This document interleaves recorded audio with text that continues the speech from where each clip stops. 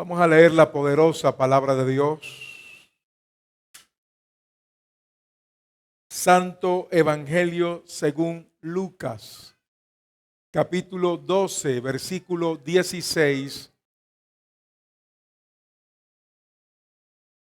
¿Lo tiene? Dice la Escritura, en el nombre del Señor Jesucristo. Entonces les contó una parábola. La tierra de cierto hombre rico había producido mucho. Y él pensaba dentro de sí, ¿qué haré? Ya que no tengo donde almacenar mis cosechas. Entonces dijo, esto haré. Derribaré mis graneros y edificaré otros más grandes. Y allí almacenaré todo mi grano y mis bienes depositados. Y diré a mi alma, alma, tienes muchos bienes depositados para muchos años. Descansa, come, bebe, ¿y qué más? Diviértete. Pero, ahí está el pero. Pero Dios le dijo, léalo conmigo, por favor. Necio, esta misma noche te reclaman el alma. Y ahora, ¿para quién será lo que has provisto? Así es el que acumula tesoro para sí y no es rico para con Dios. Pueden sentarse, mis hermanos queridos, tengan la amabilidad. Padre, te ruego en el nombre de Jesús que sea usted, por la gracia suya, enviándonos sabiduría para exponer tu palabra. Señor, siempre hemos pedido sabiduría para el que expone, pero necesitamos sabiduría también para el que escucha. Vamos, hermanos, diga, Señor, dame un oído sabio. Queremos tener una escucha sabia, Señor. Señor, porque puede haber lengua de sabios y oídos de necios. Por favor, te pido, Señor, que nos des sabiduría para exponer tu palabra, pero también sabiduría para escucharla, oír como sabios, porque el sabio oye la palabra y la guarda. Y no solamente es sabio, también es prudente. Te lo pido en el nombre de Jesús. Gracias, mi Señor Jesucristo. A ti sea la gloria. A ti sea la honra. Aleluya. Amén y amén. ¿Puede usted bendecir al Señor nuestro Dios? Oiga, el Señor estaba predicando en uno de esos momentos donde las multitudes lo tenían rodeado. Eran muchas personas que oían al Señor. Ya usted conoce que muchas personas le oían no porque tuvieran interés a la palabra, sino que tenían interés a los milagros que Jesús hacía. No crea que eso ha dejado de pasar. Hay gente que se acerca al Evangelio porque quiere satisfacer necesidades. Y créame, yo no tengo problemas con eso. Con que el enfermo quiera venir al Evangelio a recibir sanidad. Con que el perdido quiera encontrar en el Evangelio orientación. No tengo problemas de que alguien que está quebrado vea en el Evangelio la posibilidad de cambiar su economía. Mi gran problema es que estén buscando solo la provisión y se olviden del proveedor. En este momento Jesucristo se encuentra con un par de hermanos que están peleando una heredad. Estaban peleando por una propiedad que había quedado entre ellos. Y dice la palabra del Señor que empezaron a discutir y el tema llegó a tal punto de que fueron a ponerle la queja a nuestro Señor Jesucristo. Señor, dile a mi hermano que parta conmigo la heredad. Bueno, siempre hay un hermano más vivo que otro. Así que Jesucristo los escucha y les dice, oye, ¿quién me ha puesto entre ustedes como juez o partidor? Y a mí me llama la atención porque Jesucristo con esto dejó un hito, dejó una marca, dejó un derrotero para que entendamos cuáles son las prioridades de Cristo. Porque aunque usted no lo sepa, las prioridades de Cristo a veces no son las suyas ni las mías. Mientras que estos hombres veían a Cristo como el que podía solucionar un problema civil, Jesucristo dijo, no, a mí sáquenme de ese asunto. Yo no vengo a arreglar problemas civiles. Porque cuando Jesús delega autoridad, espera que la autoridad delegada sea la que funcione. ¿Alguien me está escuchando esta mañana? Así que mi hermano, aquí Jesús nos está dando una gran enseñanza. Algunos problemas que son estrictamente civiles, búsquelo allí la solución entre las autoridades civiles.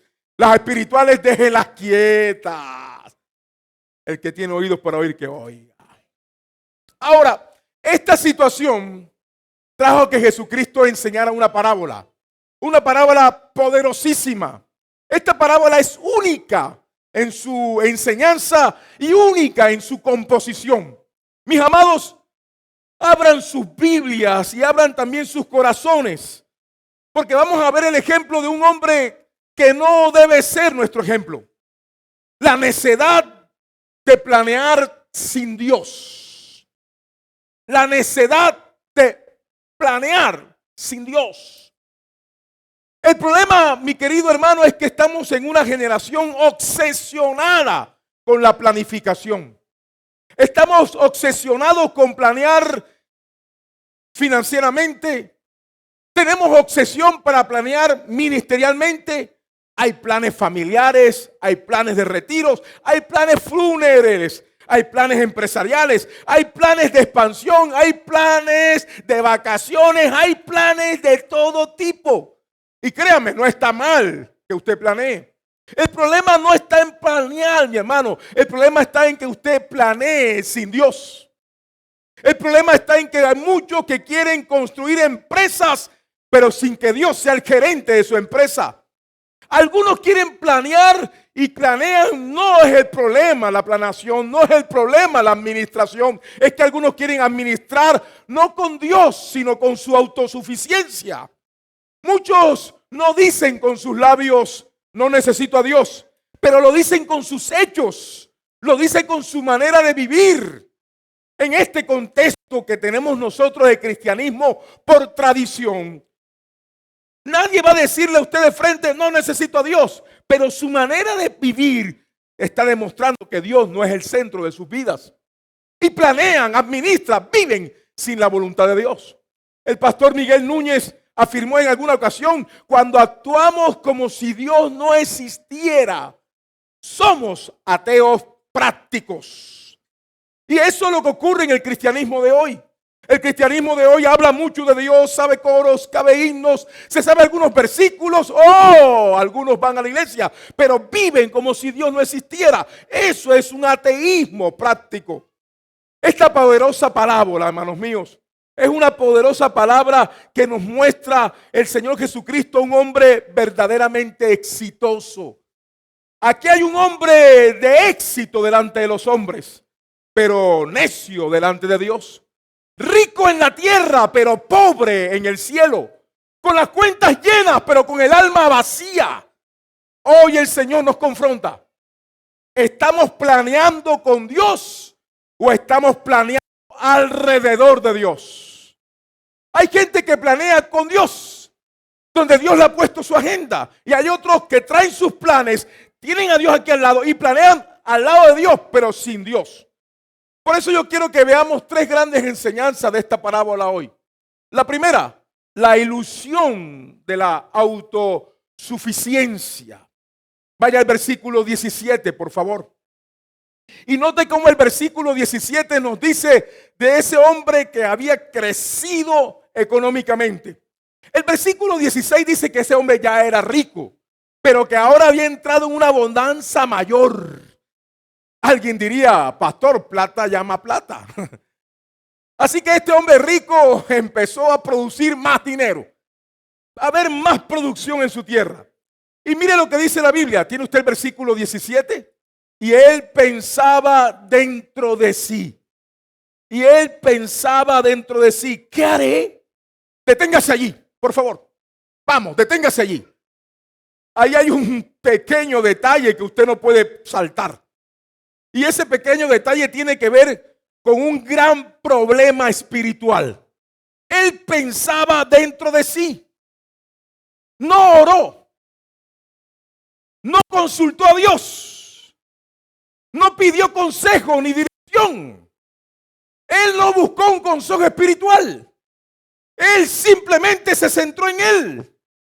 Amado mío, estoy hablando de personas que pueden tener como máximo consejero su propio corazón. Voy a decirle, mi amado, que el que quiere planear bien tiene que empezar a dejar de escucharse a sí mismo. Si usted es de los que planea escuchándose a sí mismo, usted está enmarcado en esta parábola. Así comienza toda la necesidad espiritual. Así empieza el camino del fracaso. La ruina espiritual es cuando el hombre se convierte en su propio consejero supremo. Esa es la ruina. Esa es la necedad espiritual. El versículo 22 del mismo pasaje y el versículo 29 nos dice lo mismo. Nos dice cómo hablarnos a nosotros mismos para hacer lo que nosotros queremos y pensamos es nuestra ruina espiritual. Y créame, eso no tiene que ver con la cuenta bancaria de él. Él era un hombre sólido económicamente. Él era un hombre poderosamente empresario. Pero no, estaba oyéndose a él mismo. ¿Qué haré? No le preguntó a Dios, ¿qué hago, Dios? No le preguntó a su pastor, ¿qué hago, pastor? No le preguntó a su mamá, no habló con su amigo sabio. No, se preguntó a él mismo. Amado, hay un peligro en consultarnos a nosotros mismos. Por favor, lea el versículo 17 otra vez. Y él pensaba dentro de sí. Mire, yo en este hombre encuentro varias cosas que destacar. Yo destaco que era un hombre que planeó. Era un hombre que calculó. Era un hombre que organizó. Pero nunca consultó al Señor. Habló con él y no habló con Dios. La gente que no ora. La gente que no depende. La gente que no se somete al Señor es la gente autosuficiente. Comienza la autosuficiencia primero en el corazón. Empieza la persona autosuficiente a dejarle preguntarle a Dios y empieza a confiar en su capacidad, en sus propios recursos, en su propia economía. Cuando alguien deja de pensar en Dios como su consejero, el único consejo que escucha es el de su propio orgullo. Y créame, amado mío, la Biblia dice lo contrario. Proverbios capítulo 3, versículo 5. Proverbios 3:5 dice, fíate del Señor de todo tu corazón. Y no te apoyes en tu propia prudencia. Usted lo está leyendo, hermano mío. Cuando ya usted no pregunta, Señor, ¿qué quieres tú? Sino que se pregunta, ¿qué voy a hacer? Ahí hay un pequeño cambio con grandes consecuencias. ¿Alguien me está escuchando? Cuando usted no dice, Señor, ¿tú qué quieres? Y empiezas a decir, ¿qué quiero? Es que lo que yo quiero, dice la esposa inconforme al esposo. Es que lo que yo quiero, le dice el hijo al papá. Es que lo que quiero yo, es que a nadie le importa lo que yo quiero. No es que no le importe. Es que no te importa a ti lo que Dios quiere contigo. Pregúntese usted, hermano querido. ¿Está el Señor en el centro de su vida? ¿O está usted mismo en el centro de su vida? Cuando usted ya no le pregunta a Dios, Señor, ¿tú qué quieres? Sino que empiezas a preguntarte a ti mismo, como hizo este hombre, ¿qué haré? Se preguntó a sí mismo. El yo toma el centro y Dios es desplazado. La autosuficiencia comienza en el corazón antes que en las acciones. Hay gente sentada allí alabando a Dios con el corazón lleno de autosuficiencia ya. Se ha ido deslizando, olvidando que Dios es el todo en todos. ¿Y sabe qué produce la autosuficiencia? Una pérfida seguridad. Sí, una pérfida seguridad. El versículo 16 dice: la tierra de un hombre. Versículo 17 dice: mis cosechas. Versículo 18 dice: mis graneros. Ahí hay una falsa seguridad. La gente piensa que teniendo dinero tiene seguridad. ¿Usted no se ha notado que cuando alguien cambia de trabajo y el trabajo mejora, se vuelven hasta petulantes? Hay gente que no puede cambiar de saldo bancario porque cambia de carácter. Hay gente que no puede cambiar de estatus porque cambia de trato. Hay gente que cuando llega el dinero también llega la arrogancia. Y alguien me diría: pastor, lo dañó el dinero. No lo dañó el dinero. El dinero sacó lo que él era por dentro. El dinero demostró qué condición tenía en el corazón. Permítame decirlo, mi hermano. Cuando un hombre, una persona, hace como este hombre, que creyó que la abundancia material le garantizaba estabilidad y control. Muchos confunden, amado mío, provisión con seguridad. El hecho de que tengas una provisión, el hecho de que tengas seguridad económica, el hecho de que tengas estabilidad financiera, no te garantiza seguridad ni de vida ni de paz. Porque lo que el dinero no puede comprar es lo que es verdaderamente importante. Permítame decirlo de esta manera, usted me ayudará si así le conviene. Jeremías 9:23, el profeta dice: no se jacte el rico de su riqueza. No se jacte el rico de su riqueza. Por favor, no confunda que la riqueza, el mejor empleo, mejor economía, mejor condición financiera es la seguridad que necesitamos. La verdadera seguridad no es lo que poseemos. La verdadera seguridad es que el Señor nos posea a nosotros. Amados, ese hombre se apoyó en su propio entendimiento, en su propia lógica y en su propia capacidad. Y usted me dirá: pastor, ¿qué hay de malo en eso? No está Jesús en el centro. Su lógica no es para que usted haga lo que quiera. Su entendimiento no es para que usted analice lo que le dé la gana. Su capacidad no es para que usted la recurra como usted quiere. Todo eso que Dios le ha dado es para que usted lo ponga en las manos del Señor y el Señor te guíe al lugar próspero. Aleluya. Porque algunos de ustedes me confundirán esta mañana en el mensaje: pastor, entonces debemos amar la pobreza. No estoy hablando de estatus financiero. Estoy hablando del estatus del corazón delante de Dios. Y hay quienes tienen, mi querido hermano, recursos. Hay quienes tienen conexiones. Hay quienes tienen estabilidad, preparación. Y creen que eso equivale a seguridad. Permítame llamar su atención a un salmo. Por favor, abra su Biblia. El Salmo 17:14. El Salmo 17:14, en esta altura de ese versículo, me sorprende. Espero que usted tenga su corazón abierto, porque este versículo lo va a endurecer o lo va a sensibilizar. ¿Me está escuchando? Este versículo lo da duro. Alguien me dijo: hay versículos que ayudan al mensaje o lo perjudican. Bueno, este versículo puede ayudar o perjudicar el mensaje. Depende de su corazón. Ya tiene el Salmo 17:14. El salmista estaba pidiendo algo: líbrame de los hombres con tu mano. ¿Qué tipo de hombres? ¿Con quién el salmista no quería tratar? ¿En manos de quién no quería caer el salmista? ¿De quién quería librarse en las relaciones? De los hombres. ¿De dónde? Del mundo. Lea: cuya herencia está en esta vida. ¿Sabe qué dijo el salmista? Líbrame de la gente materialista. De la gente que piensa solo en las cosas de este mundo. ¿Sabía usted que la gente materialista rompe relaciones por un plato de arroz?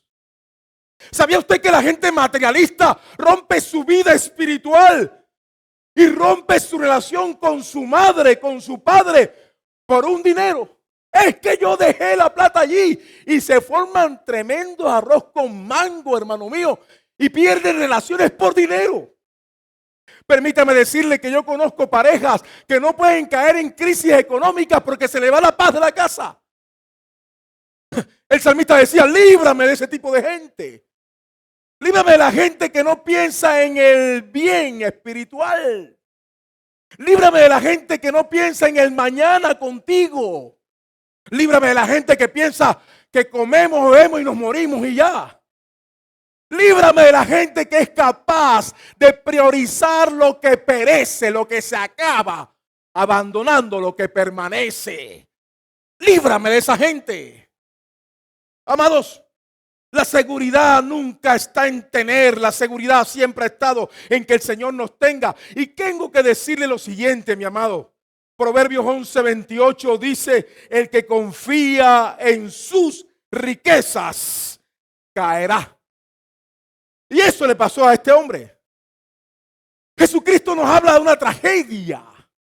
Exitoso para con los hombres y arruinado delante de Dios. Poderoso en la tierra y miserable en el cielo. Mi amado querido, eso produce una realidad que yo quiero hoy enseñársela a usted. En el versículo 18 y 19. Lo he llamado la insuficiencia de los tesoros. Insuficiencia de los tesoros. Vaya al versículo 18, por favor, lo tiene allí. Entonces dijo, esto haré. ¿Lo está leyendo? Esto haré. No me confunda. No se extravíe. No piense que estoy descalificando a este hombre en su capacidad humana. Todo lo contrario, mi hermano.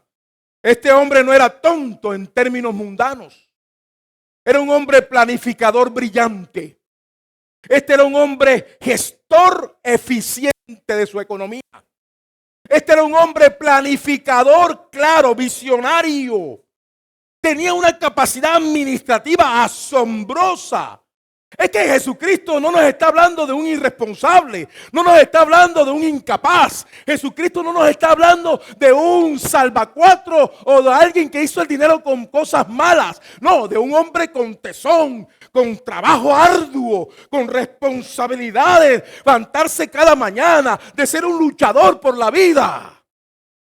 No piense que estoy hablando mal del hombre. Estoy hablando de que ese hombre puso su confianza en quien no tenía que ponerla, en el dinero. Y lo que perece delante de Dios no entra al cielo. Amados, aunque el hombre sea así, planificador, gestor, buen administrador, responsable, visionario, ese hombre tiene que aprender que Dios es quien determina todas las cosas. No es suficiente. No somos dueños de nada al final. Al final todos somos dependientes de Dios. Amigos, Proverbios capítulo 16, versículo 9. Búsquelo, por favor. El corazón del hombre piensa su camino, pero el Señor dirige sus pasos. En Proverbios 19, 21, muchos planes hay en el corazón del hombre, mas el consejo del Señor permanecerá. Esto haré, dijo, como buen planificador, como buen administrador. Ese hombre hubiese sido el mejor de su promoción. Él sería hoy un empresario respetadísimo en Colombia. Nosotros lo llamaríamos un bendecido. Créame, usted y yo diríamos, oh, qué hombre tan capaz, qué gran empresario. Ya estuviera en la lista de los más ricos de Colombia. Pero él era grande para con los hombres, pero pequeño delante de Dios. Permítame citar las palabras del pastor Tozer. El pastor Tozer escribió en alguna ocasión: lo que viene a nuestra mente cuando pensamos en Dios es lo que es más importante en nosotros. Si usted cuando piensa en Dios es que Dios me dé, eso es lo que es importante para usted. No Dios, sino lo que Él le puede dar. Si cuando piensa con Dios es que Dios me saque de mi problema, eso es lo que es más importante para usted. No Dios, sino salir de su problema. Si cuando usted piensa en Dios es que Dios le perdone su maldad, que usted sabe que a Dios no le agrada, lo más importante no es Dios, es estar bien usted con su conciencia y su pecado, que tarde o temprano le hará daño. Amados, este hombre tenía un grave problema y lo he llamado el pedestal del yo. Sí, el pedestal del yo. Ay, amados, permítame decirle algo. Ustedes nótelo, por favor. Esto haré. ¿Lo está leyendo? Esto haré. Derribaré. Edificaré. Guardaré. Comeré. Beberé. Me divertiré. Mire, esta es la parábola que esto lo hace única.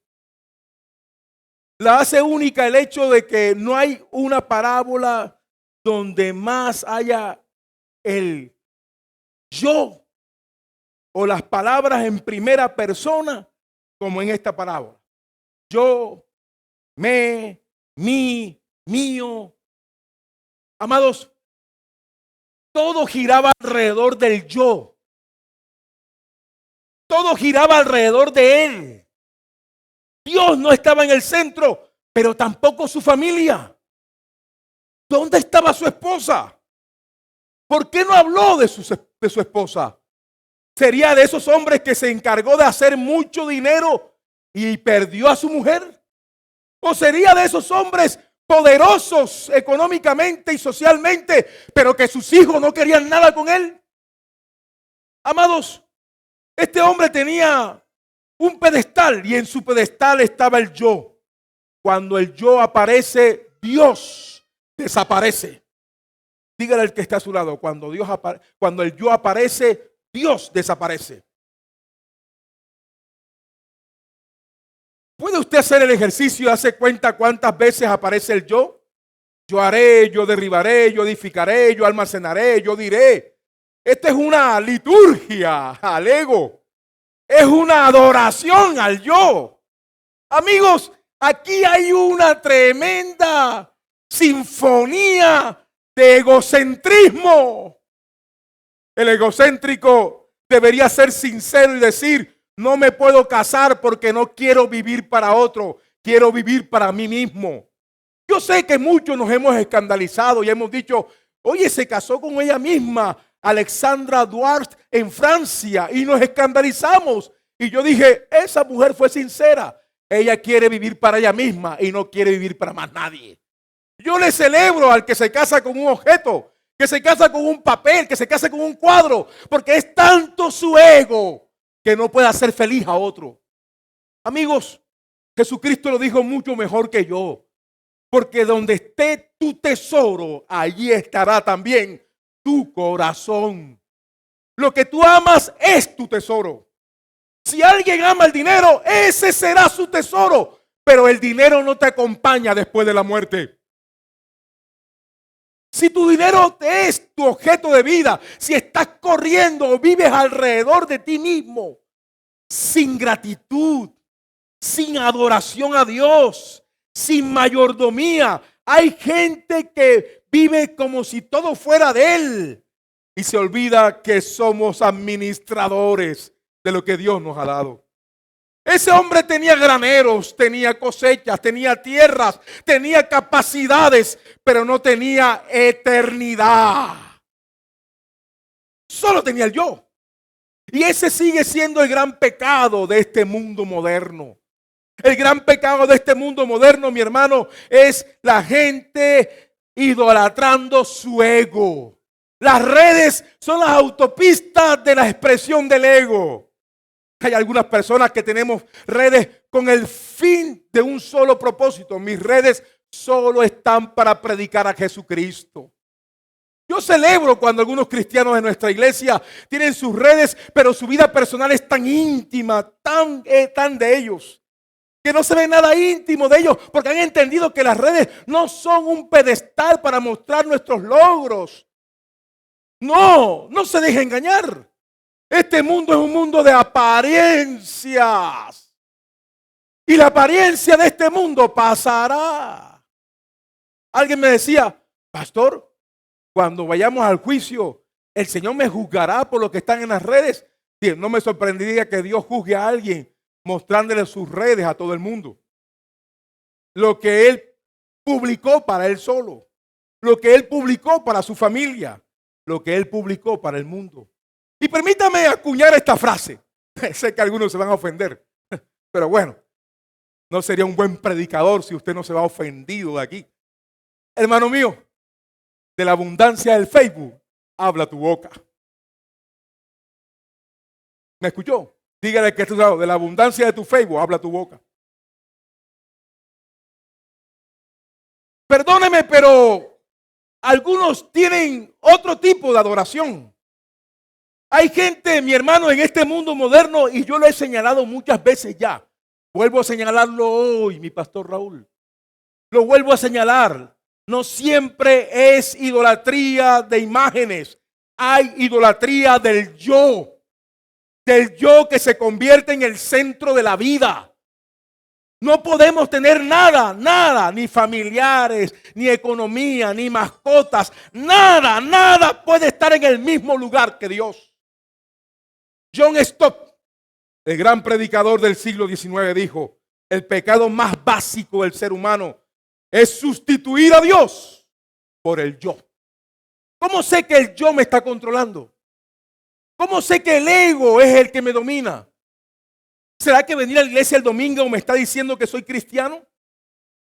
Permítame señalar a un primer y único punto principal hoy con respecto a saber si el yo te controla. Mire, yo sé que el yo me controla cuando planeo sin pensar en mi alma. ¿Me está escuchando? Lea el versículo 19, por favor. ¿Lo tiene? El versículo 19 dice, diré a quién, a mi alma. Alma, tienes muchos bienes depositados. Sí, porque hay gente que piensa que tiene lo que en verdad no tiene. ¿Tú no te has dado cuenta que hay gente que hace planes con lo que no tiene? No, me van a prestar, me van a pagar, voy a tener, entonces me endeudo. Ese es un error grandísimo, pero bueno, ese no es el tema. Pero no es, este tenía y tenía depositado. Alma, tienes muchos bienes, ¿para cuánto tiempo? ¿Para cuánto tiempo? Muchos años. Entonces, alma, ¿qué tienes que hacer? Descansa. Come. Bebe. Y crea que no es aguardiente amarillo, era puro whisky. Sello negro. ¿Qué va? Un azul. Hermana, tú sabes de whisky, ¿ah? Ese hombre, mi querido hermano, planeó para décadas, pero ignoró la eternidad. La gran tragedia no es morir, hermano mío. La gran tragedia es morir sin tener nada del otro lado. Sin tener nada del otro lado. Esto es lo trágico. Lo trágico es tener tierra, bienes, graneros, cosechas y que al morir no haya nada allá por la eternidad. Amados, el que quita a Dios del trono se va a sentar él mismo. Él planeó por muchos años. De hecho, planeó sin garantía. Porque él dijo muchos años y Dios dijo esta noche. Tenía menos de 24 horas de vida, aunque tenía años de planificación. Todo por planear sin Dios. Es como quien se casa y le dice a Dios, Dios, acompáñame en la boda, está conmigo, pero el resto no te necesito. Proverbios 27:1 dice, No te jactes, lea Proverbios 27:1. No te jactes del día de mañana, porque no sabes qué traerá el día. Es triste. Y lo digo con el corazón roto y con mi corazón lleno de sentimiento. Mi corazón de pastor se pone compungido. Hago un gran esfuerzo. Lo aprendí con los años de no llorar mientras predico. Pues mi pastor me enseñó a que nunca un predicador toca las emociones. Un predicador toca el alma. El corazón, predica el corazón, no a las emociones. Así que lo primero que hace un buen predicador es no tomar sus propias emociones y esbozarlas, porque lágrimas sacan lágrimas. Pero lo digo con el corazón en la mano. Lo digo con la tristeza de conocer vidas de algunos que están llenas de buenos negocios, pero que son torpes en el alma. Buenos para invertir, malos para cultivar el alma. Invierten dinero, pero no cultivan lo espiritual. Saben preparar empresa, pero no saben preparar el corazón. Saben tener edificaciones, metas económicas, pero no saben asegurar una morada en el cielo. Amados, permítame decirlo con todo el corazón. Es mejor ser torpe para los negocios, pero brillante para la salvación. Aleluya. Alabado sea Jesucristo. Alabado sea Jesucristo. Y no me malinterprete. No lo estoy llamando a una vida de escasez.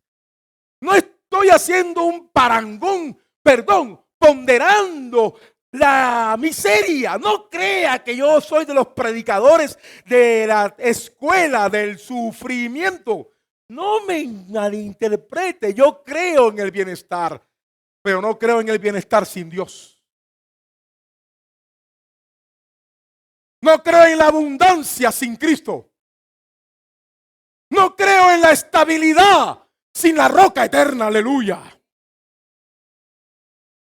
Y usted, permítame decirle algo.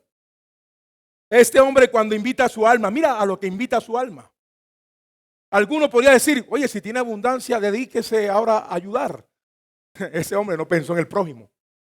Yo sé que el dinero te tiene atrapado cuando lo que te sobra, tú no lo compartes con el que no tiene, sino que lo acumulas. Bueno, yo no esperaba un amén aquí. Yo esperaba gente que dijera, Señor, perdóname. Porque cuando tú acumulas lo que te sobra, sabiendo que hay gente que necesita lo que tú acumulas, tú eres un esclavo del materialismo. Y los materialistas tienen su recompensa en esta tierra. Aquí serás don. Allá serás habitante del infierno. Aquí serás señora. Allá serás maldita al fuego eterno. Amados míos, ese hombre le dijo a su alma, haz lo que te dé la gana. Pero todo fue lo malo. Come, bebe, descansa, regocíjate, diviértete. Él no pensó en nadie, ni en Dios, ni en el prójimo. Su granero. Sí, escúcheme. El granero de este hombre no era solamente un almacén de grano. El granero que iba a edificar no era solamente un lugar de almacenaje. Su granero era un símbolo de seguridad, de asegurarse el futuro.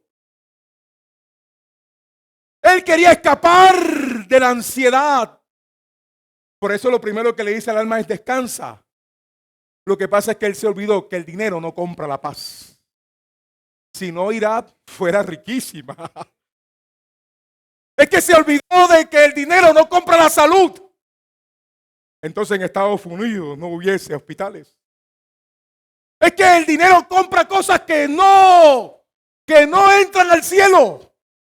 El dinero te da todo lo que no entra al cielo. No has entendido. Estás cambiando tu alma por este mundo. Y no te estás dando cuenta. Abre tus ojos porque te queda poco tiempo de vida. Amados, bienestar de vida es Cristo en el centro. Y prosperar, sí. Prosperar de la mano de tu esposa, de la mano de tus hijos y con una seguridad económica que está debajo de los pies de Cristo. Aleluya. Eso es prosperar. Prosperar no son graneros llenos temporales. Es tener graneros llenos temporales, pero tener una morada en el cielo también. Aleluya. Amados, Jesucristo lo dijo mucho mejor que su pastor. En Marcos 8:36, Jesús dijo, ¿de qué le sirve a un hombre ganar el mundo entero y perder su alma? Esa pregunta debería destruir tu agenda esta mañana. Tú que tienes tu agenda llena de materialismo, de afán, de ansiedad, de hacer dinero, que eres capaz de dejar un culto por lo material. Tú, esta pregunta debería detenerte. ¿De qué sirve? ¿De qué sirve aumentar tus ingresos y cerrarte la puerta de los cielos? Perder tu alma. Si esa pregunta que hace el Señor Jesús no destruye tu agenda materialista, no destruye tu agenda de este mundo, entonces tú tienes que recordar algo. Jesucristo dijo en Mateo 6:19-20, no acumulen tesoros para sí en la tierra, acumulen tesoros en los cielos. Porque hay gente rica en la tierra, pero pobre en los cielos. Y hay gente pobre en la tierra y muy rica en los cielos. Pongan la mirada en las cosas de arriba, dijo el apóstol Pablo. Colosenses 3:2, no en las de la tierra. Amados, muchos están acumulando aquí. Miembros de nuestra iglesia se volvieron acumuladores. Se han vuelto retenedores de dinero. Hay gente en nuestra iglesia que viene los domingos a coger fuerza para seguir haciendo plata y no para servir a Cristo. Eso está pasando en nuestra congregación. Está pasando gente que perdió el norte hace años y se olvidó que lo más importante es agradar a Dios que agradar a los hombres. Acumulando, acumulando, acumulando. Sí, la gente en la tierra te dirá empresario. La gente en la tierra te dirá próspera, próspero. Pero en el cielo te dicen necio, necia. Porque estás perdiendo lo que permanece por lo que perece. Amados, yo anhelo que Dios interrumpa nuestra vida. Dile al que está a tu lado, quiera Dios interrumpa tu vida. Pastor, usted está deseando que me muera. No, hermano, yo no estoy diciendo eso. Sobre todo si usted es de las personas que está viviendo sin pensar en el mañana, en Cristo. Hablo de la interrupción divina para este hombre. Lea el versículo 20, versículo 21. En el versículo 20 a ese hombre se le llama Don.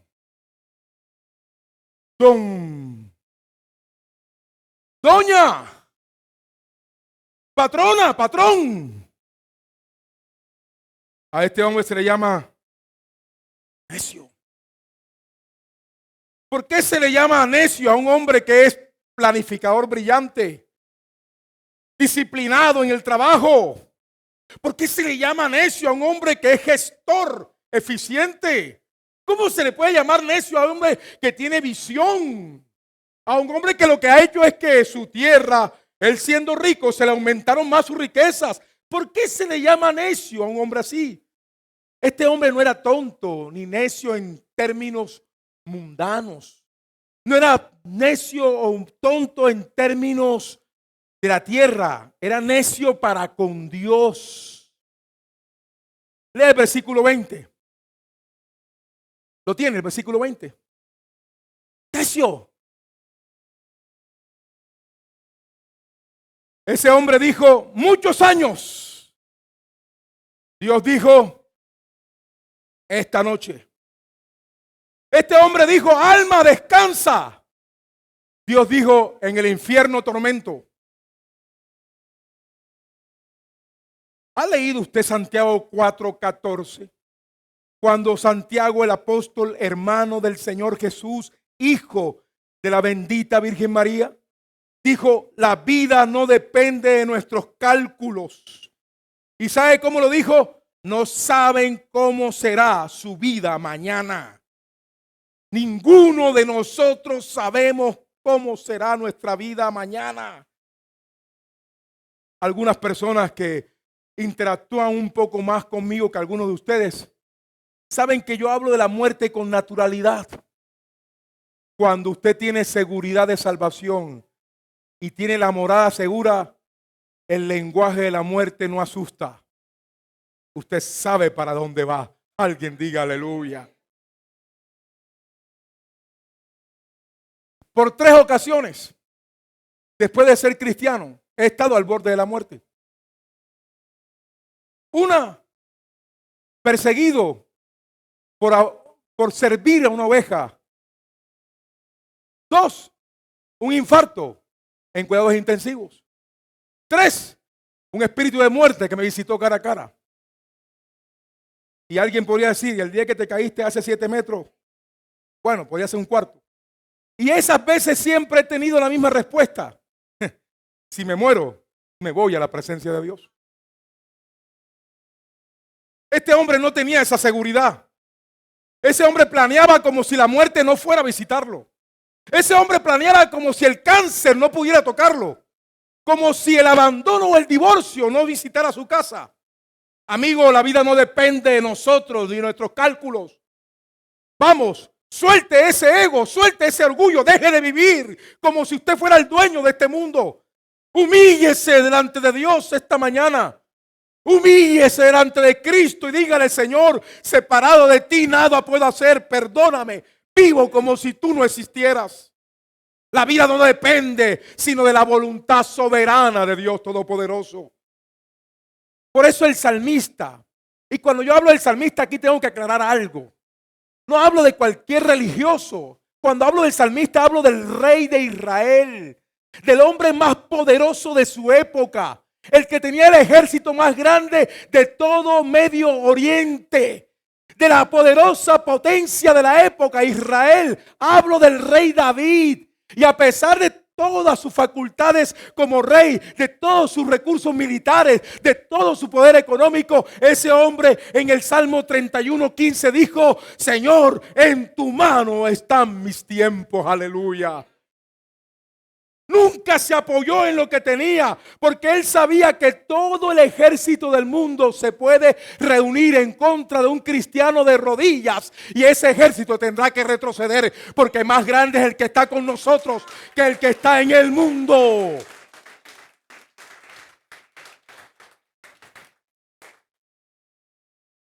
El pastor Sproul dijo, antes de morir, no hay ni una sola molécula en el universo que esté fuera del control de Dios. Y el pastor Sproul lo dijo así, muriendo de un cáncer que lo mató. Hablo de un pastor, de un santo hombre de Dios, que a sus 17 años recibió a Jesucristo, a los 21 se graduó como teólogo y duró 67 años siendo ministro del evangelio, viviendo solo para Cristo. Y un cáncer se lo llevó de esta tierra. Y a pesar de eso, cuando la gente llegaba y decía, ay, mi pastor, cuánto lo siento, él decía, no lo sienta, no lo sienta, que ni una sola molécula de este mundo está sin el control soberano de Dios. Él sabía que una sola célula de cáncer no lo había matado, era que Dios tenía control de cómo se lo quería llevar. Alguien diga, alabado sea Dios. Por eso yo recuerdo las palabras del apóstol Santiago, Santiago 4:15. Si el Señor quiere, viviremos. Si el Señor quiere, haremos. Si el Señor quiere, tendremos. Si el Señor quiere, seremos. Si el Señor quiere, aleluya. Un hombre exitoso delante de los hombres admirado socialmente, próspero económicamente, un hombre cualquiera, hoy lo llamaríamos, está bendecido, pero delante de Dios es un maldito necio. Sí, porque cuando no tienes gracia, estás bajo maldición. Y eso debe hacernos temblar a nosotros. Usted, empresario, empresaria, usted emprendedor, emprendedora, usted empleado o empleada, si usted tiene planes económicos, amén, amén, amén. Si usted quiere crecer económicamente, amén, amén, amén. Si usted quiere tener un mejor estatus económico, amén, amén, amén.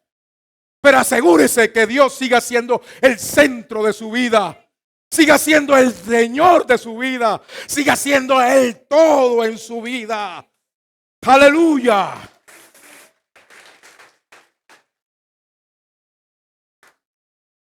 No se trata de falta de inteligencia. Tampoco estoy hablando de falta de astucia. Necio no es el que sabe poco, en el sentido bíblico. Necio es el que no tiene en cuenta a Dios para agradarle. Necio es el que vive como si nunca fuera a verle la cara a Dios para darle cuentas. Ese es necio. Necio es el que cree que lo malo que hace aquí se paga aquí. No, Señor. Aquí recibe las consecuencias. El pago es allá. Amados, necio es el que vive como si Dios no fuera el Señor. Necio es el que excluye a Dios de su vida práctica. El que se atreve a salir de su casa sin decirle, Señor, guárdame, guarda mi familia. Señor, prospérame. No faltará a uno de ustedes que piense que estoy preparando su corazón para que usted le dé dinero a la iglesia o le dé dinero al pastor. Usted se ha equivocado. En esta iglesia ni ofrenda recogemos como liturgia. No, yo no hablo de eso. Estoy hablando de que el necio en su corazón no reconoce que Dios es la fuente de todo lo bueno que tiene. Por eso, espero que no olviden estas palabras que digo ahora. Su problema no es que le falte algo. Su problema es que usted no se conforma con Jesucristo. Su problema no es falta de dinero. Su problema es falta de Jesucristo. Porque cuando Cristo en verdad es el todo en nosotros, todo lo demás es añadidura. Por eso la verdadera riqueza no está en poseer. La verdadera riqueza está en que Cristo nos posea a nosotros, vivir para su gloria. El rico que sirve a Dios es un poderoso instrumento. Pero el rico que se sirve para él mismo es un tremendo necio. Así es el que acumula para sí. Lea el versículo 21. Así es el que acumula tesoro para sí y no es rico para con Dios. Hace unos años,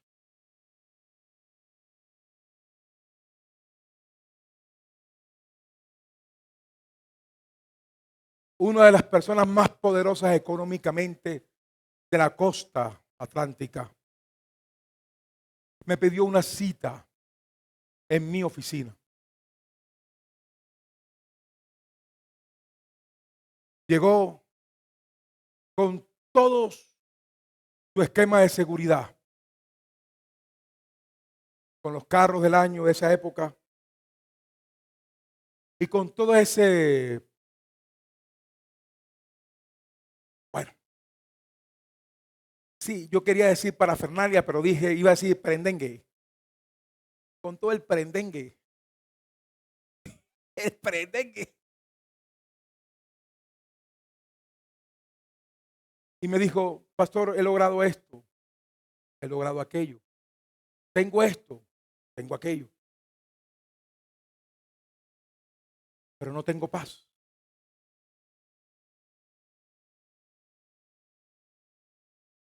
Tengo paz. He escuchado gente de nuestra congregación decir, sé lo que es el dinero, sé lo que es tener, pero me siento vacío. Amigos, hermanos, no esperes tener para darte cuenta quién es Jesús. Más bien, renuncia y ten a Jesús como tu tesoro. No basta decir si Dios quiere. Vivamos como Él quiere. Ese hombre tenía grandes graneros, pero el alma vacía. Tenía grandes planes, pero no tenía seguridad del mañana. Tenía abundancia, pero no tenía salvación.